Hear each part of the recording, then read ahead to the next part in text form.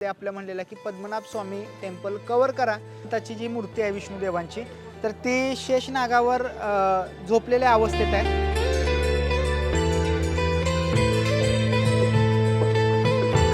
आपण पद्मनाभपुरम पॅलेसला येऊन पोहोचलेलो आहे.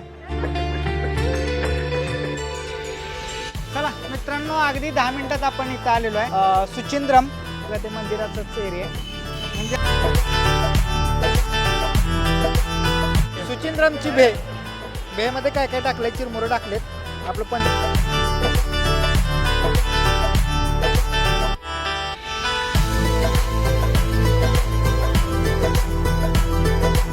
मित्रांनो पोहोचलेलो आहे थक्कलेला. बघा इथं आपल्याला सोडलेला आहे, तो पुढे जो स्टॉप दिसतोय तुम्हाला त्या ठिकाणी सोडलंय. आणि इथं उन्हाळा इथं स्पेसिफिक लई लवकर सुरू झाला असं वाटायला लागले. म्हणजे हां तोंडावर बघा पण तुला बघा ज्ञानुड्या बघा, ज्ञानुड्यानं तर आधीच सांगितलेलं मला बसमध्ये बसल्या बसल्या. पप्पा म्हणले उतरले काय घ्यायचं, थंड पाण्याची बॉटल. आपण थंड पाण्याची बॉटल न घेता काय घेतलेलं आहे, पेप्सी घेतलेली आहे. ज्ञानू बघा पेप्सी पिऊन आता जरा फ्रेश होते का बघूया. प्रथम किती वाजलेत दाखव. आता 1:23. 1:23 झालेलं आहे. आणि आता इथनं आपल्याला रिक्षा घ्यायची आहे. इथून साधारण 1.5 किलोमीटर आहे पॅलेस. तो पब्लिक ट्रान्सपोर्टचा अनुभव ठीकठाक होता. पैसे कमी वाचतात म्हणजे कमी जातात ना आपले, पैसे वाचवायचं म्हणल्यावर असं केलंच पाहिजे. बाकी गाडी जेवढा आपल्याला गुगलनं सांगितलं तेवढाच वेळ लावला आहे, कारण 1.25 ते 1.5 तास त्यानं लावला.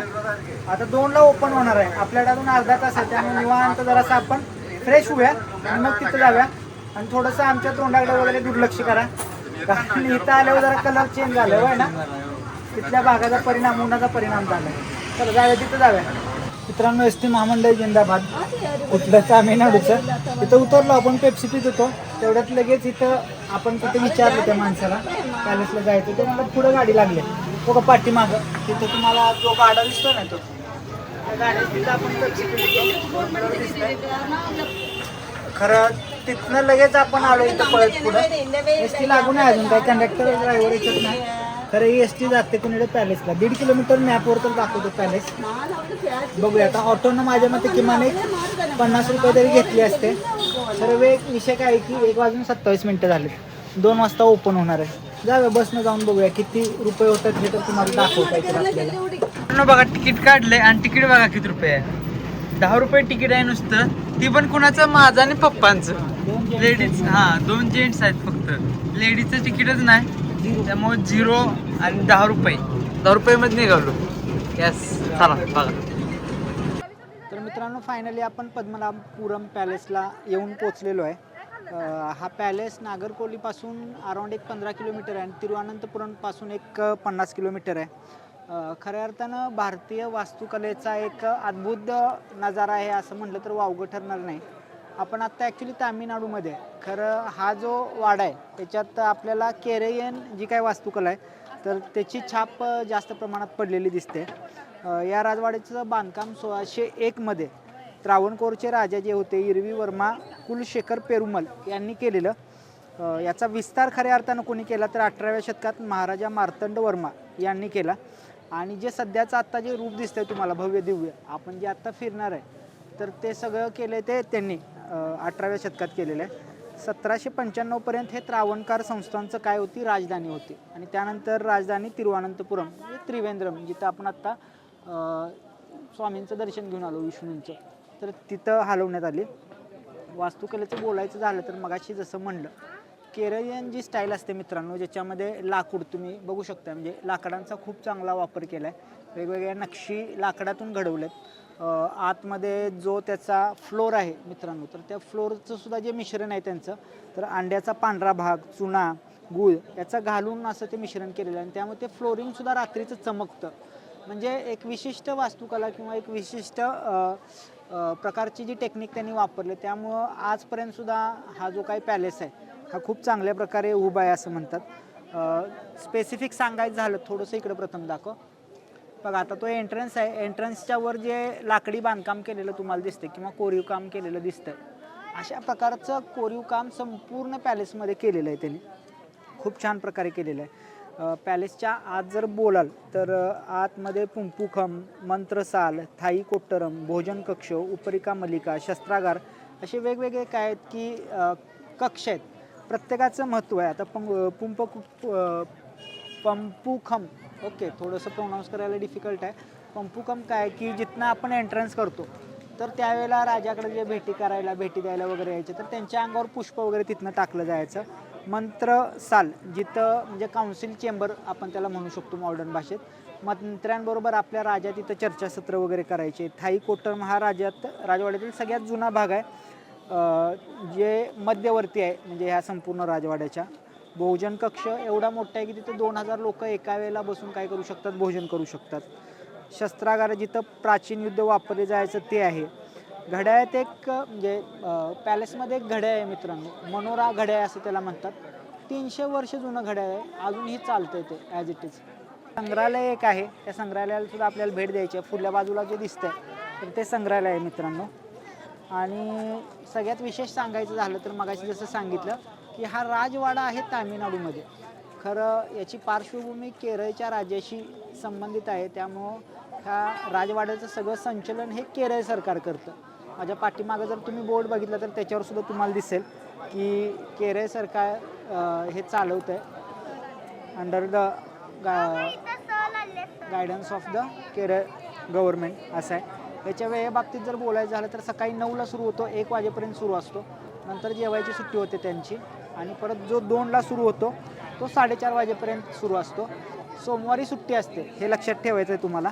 राजवाड्याच्या आत जातानाच्या पायातली चप्पल वगैरे जे काय आहेत, बूट वगैरे, ते आपल्याला पुढं जे ऑफिस दिसतं तर तिकडं जे आहे ते ऑफिसची बिल्डिंग आहे. तिथं आपल्याला चप्पल बूट वगैरे ठेवावे लागतात. कॅमेरा वगैरे सुद्धा ठेवावा लागतो, पैसे द्यावे लागतात. चप्पलाच्या एका जोडासाठी 10 रुपये द्यायचे तिथं मित्रांनो. आणि कॅमेरा वगैरे असेल तर त्याचे चार्जेस 20 रुपये आहेत. मोबाईलवर वगैरे तुम्ही फोटोग्राफी करू शकत नाही. इथं प्रोफेशनल कॅमेरा वगैरे करू शकतात. गोप्रोवर करायचे असेल तर 250 रुपये त्याचे चार्जेस आहेत. आणि जर प्रोफेशनलीच जर तुम्हाला करायचं असेल तर त्याचे चार्जेस 5000च्या आसपास आहेत. चला तर जाऊया आपण म्युझियम आणि राजवाडा एक्सप्लोर करूया. आत शॉट घेता येतील न येतील माहीत नाही, एक्सप्लोर करूया. चला, जर घेतले असतील तर याच्या पुढं शॉट पडलेले असतील तुम्हाला दिसतील, अदरवाईज मग घेऊन दिले नाही तर म्हणजे मी तुम्हाला आल्यावर सांगेन की काय काय आहे. चला थोडं माझी सांगायला चुकली माहिती मित्रांनो. आपली 4 चप्पल आणि बॅग सगळ्यांचे मिळून त्यांनी फक्त 30 रुपये घेतल्या. म्हणजे प्रत्येक चप्पलाचं माझ्या मते 5 रुपये एका जोडीचे आणि 10 रुपये बॅगेचे, असे 30 रुपये त्यांनी घेतले असते. तिकीट काउंटर सुरू झालं. चला तिकीट किती आहे बघूया.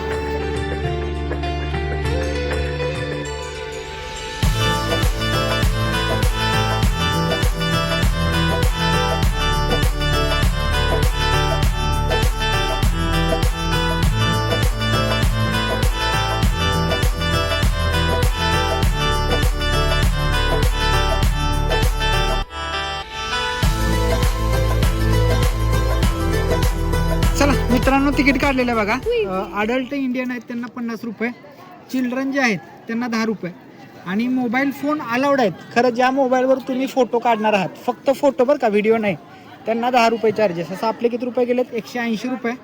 ठीक आहे, चालतंय. ॲटलिस्ट फोनवर म्हणजे फोटो काढायला तर त्यांनी अलाउड केलं.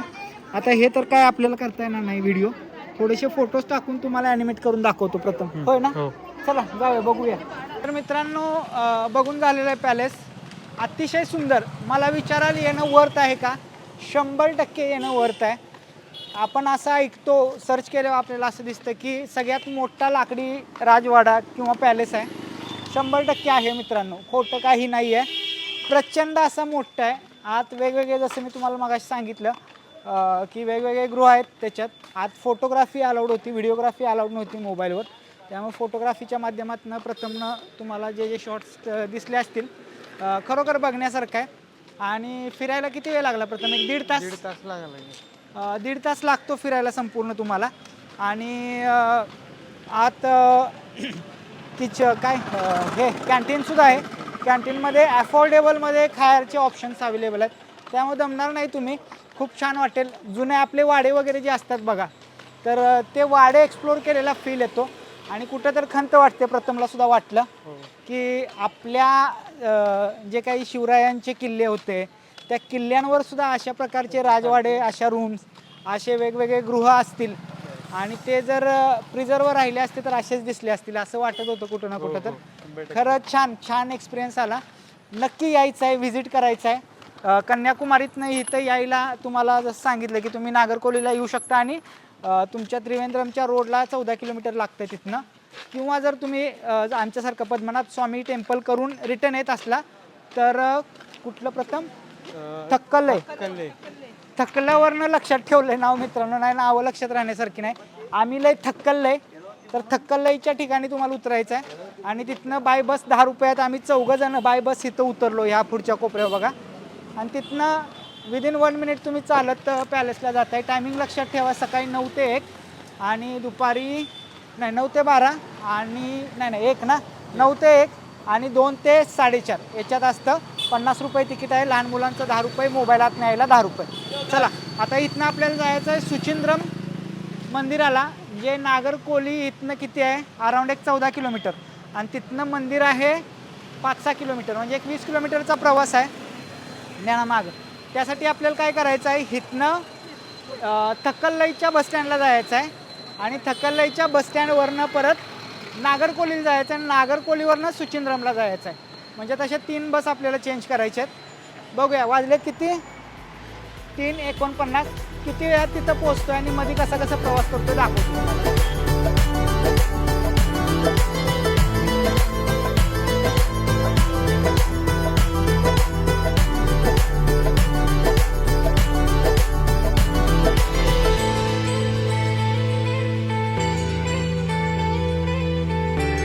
चला मित्रांनो, नागरकोलीत आपण पोहोचलो. अराऊंड एक 4:40 पोहोचलो. ज्या बसमध्ये म्हणजे ज्या बसमधून आपण नागरकोलीला आलो, थक्कलईपासून नागरकोलीला, तिकीट आपल्याला पडलं किती, प्रथम 56 रुपये चौघांचे, म्हणजे पर पर्सन किती, 14 रुपये फक्त. बघा 14 रुपये तुम्ही इथंपर्यंत आलाय. आता इथनं कुठं जायचं आपल्याला, सुचिंद्रम मंदिरला. हीच बस, यातनं उतरलोच नाही, हीच लगेच कन्याकुमारीला लागली. आणि याचं तिकीट किती पडलं आपल्याला, टोटल 52 रुपये चौघांचं, म्हणजे 13 रुपये पर पर्सन. हे 13 + 14 किती झालं, 27 रुपयेमधनं आपण पद्मनाभ पॅलेसपासून म्हणजे थक्कलईपासून सुचिंद्रम मंदिराला पोचतो आहे. सगळ्यात भारी या ट्रिपमधलं काय आउटकम असेल तर पब्लिक ट्रान्सपोर्ट वापरणं. आपण वापरत नाही मित्रांनो, मी दरवेळेला म्हणतो पैसे वाचवा, फॅमिलीबरोबर फिरायला जात आहे, सेविंग करा. पब्लिक ट्रान्सपोर्टसारखा कुठलाही चांगला ऑप्शन नाही आहे पैसे जर वापरायचं असेल तर. आणि ह्या ट्रिपने हे प्रूव्ह केलं आहे. लगेच बसला सापडले, म्हणजे एका बसमधून उतरलो दुसरी सापडली, दुसऱ्यातनं उतरलो तिसरी सापडली. तिथं तर उतरायला सुद्धा लागलं नाही, बसच आपल्याला चेंज झाली. चला निघालो सुचिंद्रमला. बघा किती वेळात पोचतोय, वाजलेत तर 4:46. 5ला मंदिर ओपन होतं आहे. अगदी प्रॉपर प्लॅननुसार आजचं आपलं शेड्यूल झालेलं आहे, त्यामुळे भारी वाटत आहे.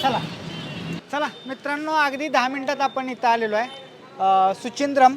बघा हा रोड आहे, ह्या रोडवर म्हणजे हा कन्याकुमारी नागरकोलीचा रोड आहे.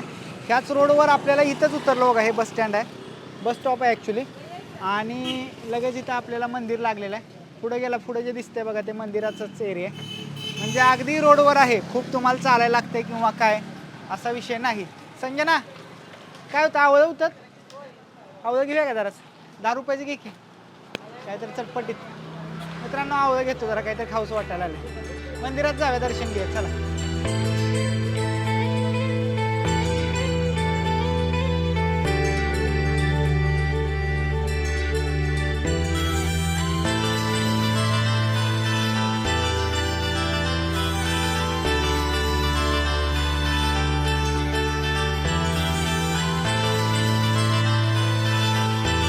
मित्रांनो, मंदिर परिसरात आलो आहे. अगदी 2 मिनिटात मंदिराच्या समोर पोहोचताय तुम्ही.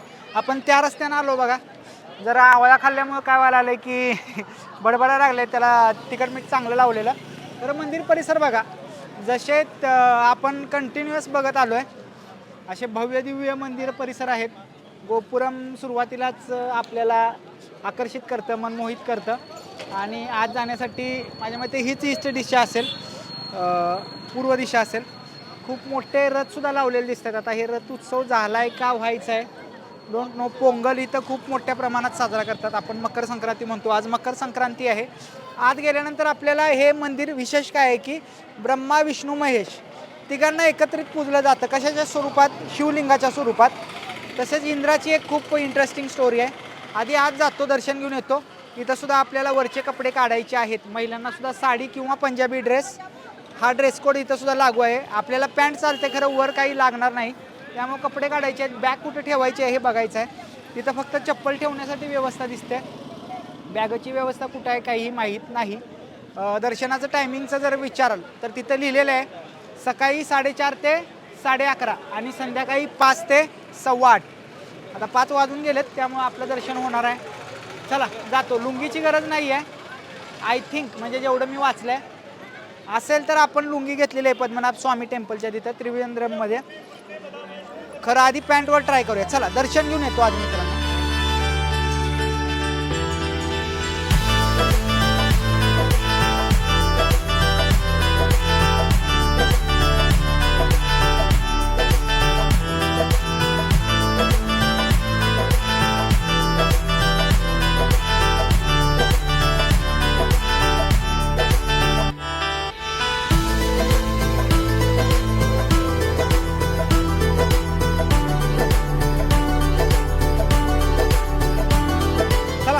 दर्शन करून आलेलो आहे आणि जसं मग तुम्हाला सांगितलं आज ब्रह्मा विष्णू महेश या तिघांची मूर्ती सुद्धा आहे जी अलीकडच्या बाजूला आहे. अतिशय सुंदर आहे, सुबक आहे.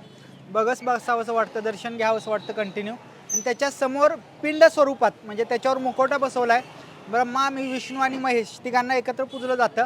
या ठिकाणाला स्थूल माल अयन असं म्हणतात. आता स्थूल म्हणजे शिवा, माल म्हणजे विष्णू आणि अयन म्हणजे ब्रह्मा, असं तिघांचं नाव आहे. सुचिंद्रम सुद्धा याला म्हणतात का तर इंद्रदेवाला एक शाप मिळालेला आणि त्या श्रापाचं निवारण करण्यासाठी, त्या श्रापातून मुक्ती मिळवण्यासाठी इंद्रदेवांनी इथं काय केलेली? तपश्चर्या केलेली. तर ते सुची म्हणजे मुक्ती आणि इंद्र म्हणजे इंद्रदेव, तर ते त्याच्यामुळे सुचिंद्रम म्हणून सुद्धा नाव पडलं आहे. आत हनुमानाची खूप मोठी मूर्ती आहे, 18 ते 20 फुटाच्या आसपास असेल. म्हणजे उग्र स्वरूपातली मूर्ती आहे. बघितल्यानंतर अंगावर शहारा येतो. तसेच खूप साऱ्या देवतांच्या मूर्तीसुद्धा आत आहेत, त्यासुद्धा खूप छान आहेत. होय होय नाही चालतं. हे चॅनलचं आहे.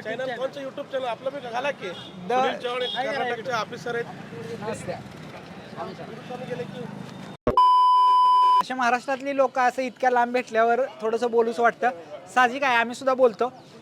तर खूप साऱ्या मूर्ती येतात आणि सुबक आहेत मित्रांनो. देवत्व इथं जपलं जातं. आज जे गाभारे असतात त्या गाभाऱ्यात पंत्या लावलेल्या असतात आणि त्यामुळं देवाचं स्वरूप आणि रूप आणि उठून दिसतं, मनाला मोहून जातं. नक्की व्हिजिट करण्यासारखं प्लेस आहे. आणि सगळ्यात महत्त्वाचं काय, कन्याकुमारीपासून जर तसं मेजर करायला गेला 21 किलोमीटर आहे, नागरकोलीपासून 5-6 किलोमीटर आहे. त्यामुळे कन्याकुमारीला जर येत असाल तर 100% व्हिजिट करा. कन्याकुमारीतून पद्मराज स्वामी टेम्पलला जात असाल तर नागरकोलीला यायचं. नागरकोलीतनं कन्याकुमारीला जाताना 5-6 किलोमीटरच्या अंतरावर आहे. टायमिंग मगाशी सांगितल्याप्रमाणे लक्षात ठेवा. आता आपल्याला जायचं आहे कन्याकुमारीला परत आणि आपण रोडला लागणार आहे आणि बसची वाट पाहणार आहे. कन्याकुमारी इथून 20 किलोमीटर अंतरावर आहे. चला मित्रांनो, जायचं आता आपल्याला कन्याकुमारीला. त्याच्या आधी इथं बघा, इथली कन्याकुमारी, कुठली कन्याकुमारी नाही, सुचिंद्रमची भेमध्ये काय काय टाकलंय? चिरमुरं टाकलेत, आपलं पंढरपुरी स्टाईल चिरमुरं असतात. हा मक्याचा चिवडा आहे, कांदा, वाटाणा आणि आमटीसारखं काहीतरी गरम गरम त्याचं होतं बघा, रगडा टाईप. ते टाकले आणि ते मिक्स करून दिले कांदा वगैरे घालून. कसं लागलं? आंबट गोड नाही आहे, खरं टेस्टला भारी आहे, एक वेगळीच टेस्ट आहे. 40 रुपयाला हे. आणि मसाला शेंगदाणा कितीला? 20 रुपयाला. संजना पत्त्या खाऊन बघून द्या, बरं खाऊन बघा आधी. संजनाला आमच्या टेस्ट कशी वाटते बघू. भे तर नाहीये, खरं भारी लागतं. नाही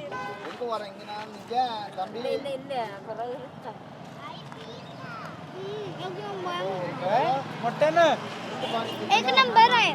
पतुल्या कसं लागलं? अरे नंबर ते रगडा जड असतो माहिती आहे का? रगडा खरं आंबट गोड नाही. असं म्हणा. पण भारी आहे. आणि शेंगदाणा शेंगदाणा काय उकडलेला आहे. पडलेला आहे तो मसाला टाकून दिला. नानूचा आवडीचा आहे. चला पुढे आणि काय तर खाव्या मिळते का बघूया. चला मित्रांनो बस आपल्याला सापडलेली आहे सुचिंद्रम पासून कन्याकुमारी. तिकीट किती आहे 19 रुपये पर पर्सन म्हणजे 76 रुपये. आणि नागरकोली टू सुचिंद्रम आपल्याला कितीला पडलं 13ला. 13 अधिक 19 32 रुपयामध्ये तुमचं नागरकोली कन्याकुमारी आणि सुचिंद्रमचा प्रवास झाला असं प्रूव्ह होतं आहे. पैसे वाचले 6:15. किती वेळात कन्याकुमारीला पोहोचतोय बघूया. माझ्या मते मकर संक्रांती पोंगलमुळे हे प्रत्येक ठिकाणी गाणी लावलेले आहेत. तुम्हाला टायमिंग काय सांगतोय प्रत्येक वेळेला मित्रांनो. तुम्हाला समजलं पाहिजे की किती वेळ लागतोय कुठनं कुठं जायला दर्शनाला किती वेळ लागतो हे समजावं म्हणून तुम्हाला टायमिंग सांगतोय. चला 6:15 वाजलेत. जाऊन नाश्ता करायचा तिथं आपल्याला करायचा होता खरं मिळाला नाही चांगला. आता कन्याकुमारीमध्येच करूया. चला मित्रांनो बरोबर अर्ध्या तासात प्रथम होय ना अर्ध्या तासात त्यानं आपल्याला कन्याकुमारी सोडलं. सोडताना कुठं सोडलं माहिती आहे का मित्रांनो ST स्टँड तिकडच्या बाजूला जिकडे शॉपिंग वगैरे आपण करतो.